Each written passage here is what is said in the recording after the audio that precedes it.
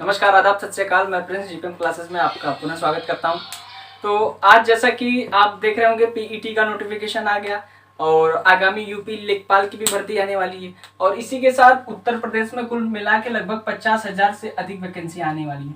तो इन्हीं वैकेंसियों को देखते हुए हमने सोचा कि यूपी स्पेशल्स के, अब देखिए यूपी में पीसीएस प्री भी आने वाला है, तो पीसीएस के प्री एग्जाम्स में भी यूपी स्पेशल पूछा जाता है।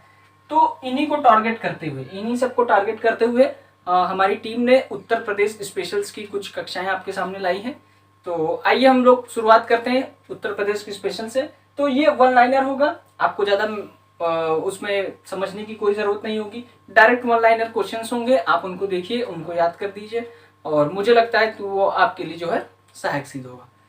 तो चलिए देखते हैं। देखिए उत्तर प्रदेश जो है आप जानते हैं भारत का जो है सबसे अधिक जनसंख्या वाला प्रदेश माना जाता है और इसी के साथ उत्तर प्रदेश जो है विश्व का सबसे अधिक जनसंख्या वाला देश उपखंड है। और देखिए इसकी स्थापना कब से हुई थी? 1 अप्रैल 1937 से। 1 अप्रैल 1937 से अंग्रेजों ने इसका नाम क्या रखा? संयुक्त प्रांत, यानी United province of Awadh and Agra. ठीक, तो उत्तर प्रदेश का नाम, यूपी का नाम जो है 1 अप्रैल 1937 से इसे संयुक्त प्रांत के नाम से जाना जाता था। इसे यूपी नाम से नहीं जाना जाता था, United province of Awadh and Agra. ठीक, इस नाम से इसे जाना जाता था। अब देखिए, लेकिन 1950 में, यानी देश के आजाद होने के बाद 1950 24 जनवरी 1950 को इसे उत्तर प्रदेश नाम दिया गया। ठीक है, यानी पहले भी इसका शॉर्टकट क्या था? यूपी था और आज भी यूपी था, लेकिन नाम चेंज हो गए। पहले से संयुक्त प्रांत कहते थे, उसके बाद क्या कहते हैं? उत्तर प्रदेश।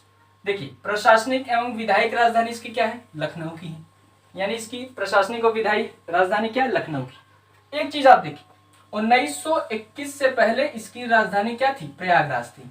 प्रयागराज यानी जिसे उस समय इलाहाबाद कहते थे, इसकी राजधानी क्या थी? इलाहाबाद थी।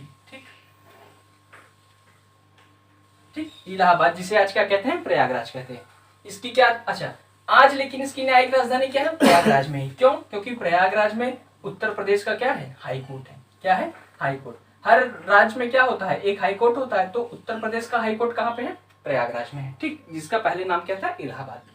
तो उत्तर प्रदेश की अगर प्रशासनिक और विधायिक राजधानी आपसे पूछ ले तो ये कहाँ पे है? लखनऊ में है। और अगर न्यायिक राजधानी पूछ ले तो प्रयागराज में हाई कोर्ट। अच्छा, उत्तर प्रदेश का वर्तमान मुख्यमंत्री कौन है? योगी आदित्यनाथ जी हैं। और राज्यपाल कौन है? आनंदीबेन पटेल है। कौन है? आनंदीबेन पटेल है।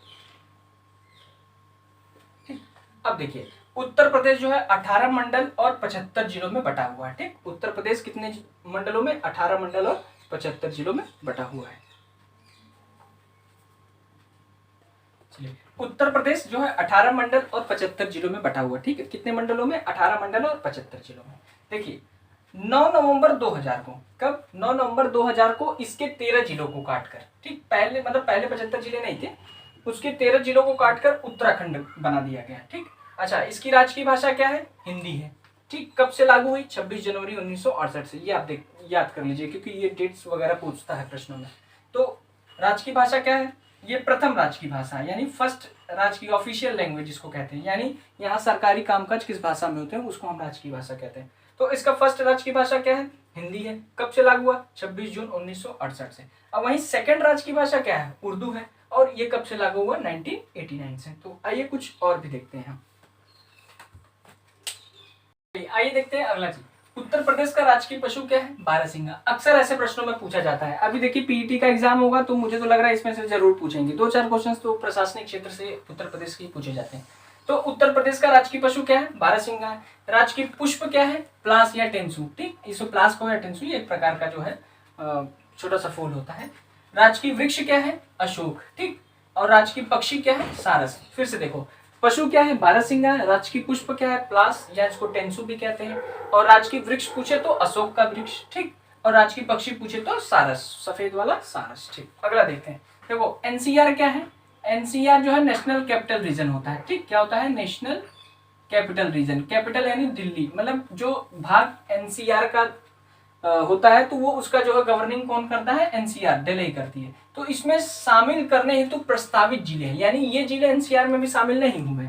कौन कौन से प्रस्तावित है? मथुरा है, हाथरस है, अलीगढ़ है, सहारनपुर। यानी मथुरा, हाथरस, अलीगढ़, सहारनपुर ये ऐसे जिले हैं जो अभी प्रस्तावित है, यानी ये भविष्य में एनसीआर के हिस्से हो सकते हैं। अच्छा, इसी में अगर आप देखेंगे तो अंतिमवा जो जिला कौन सा है, अंतिम डिस्ट्रिक्ट कौन सा है जो एनसीआर में शामिल हुआ, तो वो है शामली है। ठीक, क्या है? शामली। शामली अंतिम डिस्ट्रिक्ट है जो एनसीआर में शामिल हुआ 2014 में, 2014 में। ठीक, अगला देखते हैं। उत्तराखंड के बनने के पूर्व उत्तर प्रदेश में विधानसभा सीटें कितनी थी? देखिए, मैंने आपको बताया ना 2000 में क्या हुआ, उत्तर प्रदेश के जिलों को काटकर उत्तराखंड बनाया गया। ठीक है, तो उस टाइम कितनी विधानसभा सीट थी? 425 थी। तो अब देखिए कट गया, तो यानी अब कम हो जाएगा। अब कितनी है? अब कुल 404 है, यानी 403 प्लस एक एंग्लो इंडियन, एक क्या है? एंग्लो इंडियन, यानी कुल कितने हैं? कुल 404 है, 404। 403 विधानसभा सीटें हैं और एक जो है एंग्लो इंडियन के लिए रिजर्व सीट है।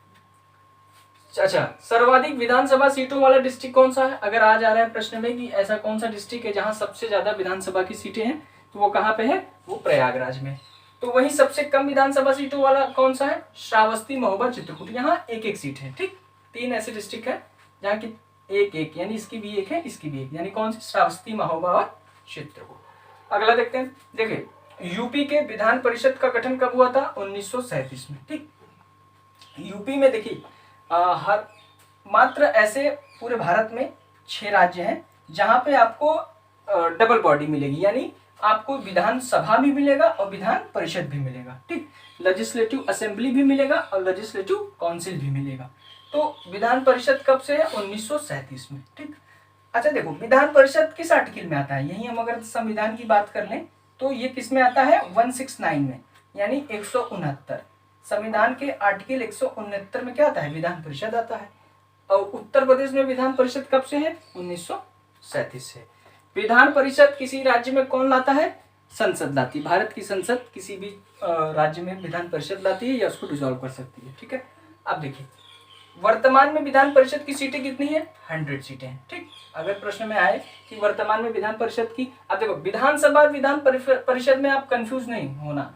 विधानसभा की सीटें कितनी है? 404 है। विधानसभा में हम और आप इलेक्ट करते हैं, जैसे कि योगी आदित्यनाथ जी हैं। तो अच्छा, योगी आदित्यनाथ विधान परिषद से हैं, वो हमारे क्या है? उत्तर प्रदेश, यानी उत्तर प्रदेश के मुख्यमंत्री हैं। वो विधानसभा से नहीं है, वो कहाँ से है? विधान परिषद से।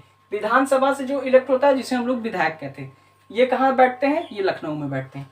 कुल कितने हमारे पास विधायक हैं? 404 है। 403 जिनका हम चयन करते हैं, एक एंग्लो इंडियन है जिसे राज्यपाल जो है अपने तरफ से नियुक्त करता है। ठीक, और वर्तमान में विधान परिषद की कितनी सीटें हैं? 100 सीटें हैं, जिसमें से 1/6 सीट। ठीक, यानी 100 में से 1/6 सीट कौन देता है? राज्यपाल देता है। ठीक, आगे देखते हैं। उत्तर प्रदेश में लोकसभा सीट कितनी है? 80 है। ठीक, तो और राज्यसभा सीट कितनी है? 31 है। देखिए, अगर हम कहें कि लोकसभा सीट यानी मतदाताओं की दृष्टि से सबसे छोटा संसदीय सीट यानी लोकसभा सीट कहाँ का है? तो बागपत का है। ठीक, और उत्तर प्रदेश सबसे ज्यादा है कहाँ है? तो प्रयागराज में। ठीक, प्रयागराज में सबसे ज्यादा जो है लोकसभा की सीट है। उत्तर प्रदेश में कितनी बार राष्ट्रपति शासन लागू किया गया? ऐसा प्रश्न आ सकता है। तो कितनी बार लागू किया गया? 10 बार लागू किया गया। राज्य में योजनाबद्ध कितने नगर है? योजनाबद्ध नगर मतलब जो ऐसी सिटी का स्थापना जो प्लानिंग से हो, तो 3 ऐसे जो है उत्तर प्रदेश में शहर है, जिसमें नोएडा है, ग्रेटर नोएडा और कानपुर सिटी, यानी इन तीनों शहरों का जो है योजनाबद्ध तरीके से इनको स्थापित किया गया है। ठीक, उत्तर प्रदेश में नगर निगम कितने हैं? 17 नगर निगम है। अंतिमवा अगर नगर निगम पूछ ले तो क्या है? फैजाबाद है, अयोध्या। ठीक, फैजाबाद जो है नगर निगम ये अब तक का लास्टवा यानी 17वां नगर निगम है। ठीक, नगर निगम का मतलब होता है कि वहां पे म्युनिसिपल हो जाता है, यानी म्युनिसिपल कॉर्पोरेशन काम करती है। ठीक, वहां पे म्युनिसिपल कॉर्पोरेशन काम करती है और विकास प्राधिकरण हो जाता है। ठीक, जैसे कि प्रयागराज में है Prayagraj development authority, PDA Prayagraj. तो ऐसे फैजाबाद में है फैजाबाद, अयोध्या शायद वहाँ अयोध्या डेवलपमेंट अथॉरिटी। ठीक है, तो नगर निगम होता है। अच्छा देखिए, यूपी में ब्लॉकों की संख्या कितनी है? 821 ब्लॉक है। ठीक, उत्तर प्रदेश में जैसे कि आप जानते हैं ना, उत्तर प्रदेश जिलों में डिवाइड है और एक जिले में कई सारे ब्लॉक होते हैं। तो उत्तर प्रदेश में जिला कितना है? 75 है, लेकिन अगर ब्लॉक पूछ लें तो कितना है? 821 ब्लॉक है। ठीक, उत्तर प्रदेश में न्यायिक अनुसंधान एवं प्रशिक्षण केंद्र कहाँ है? लखनऊ में है। ठीक। आर्थिक अपराधों के लिए विशेष न्यायालय कितने हैं? आर्थिक अपराध यानी कि जैसे व्यापारों में जो क्राइम होते हैं उनको लेकर है, तो उत्तर प्रदेश में आर्थिक अपराधों को लेकर कितने न्यायालय हैं? 5 हैं। कहाँ कहाँ है? लखनऊ, आगरा, बरेली, मेरठ और वाराणसी में। ये ऐसे प्रश्न अक्सर जो है पीसीएस के एग्जामों में पूछा जाता है। तो यूपीएसआई, देखिए आप अगर यूपीएसआई का एग्जाम देंगे तो लाजमी से है कि ये सब को लेकर सीबीआई के कोड कितने हैं, इन सब को लेकर यूपीएसआई में प्रश्न पूछे, क्योंकि यूपीएसआई में जीएस का वेटेज ज़्यादा रहता है। तो इनको आप जो है ध्यानपूर्वक देखिए। उत्तर प्रदेश में अगर सीबीआई कोड पूछ ले तो 6 लखनऊ में है, 2 गाजियाबाद में। ठीक, यानी उत्तर प्रदेश में सीबीआई कोड कहाँ है? लखनऊ और गाजियाबाद में। प्रदेश में कुल कितने उद्योग न्यायाधिकरण है? इंडस्ट्रियल न्यायाधिकरण तो कितने हैं? कुल 6 है। ठीक, तो ये जो है यूपी के प्रशासनिक क्षेत्र को लेकर हमारा वीडियो था।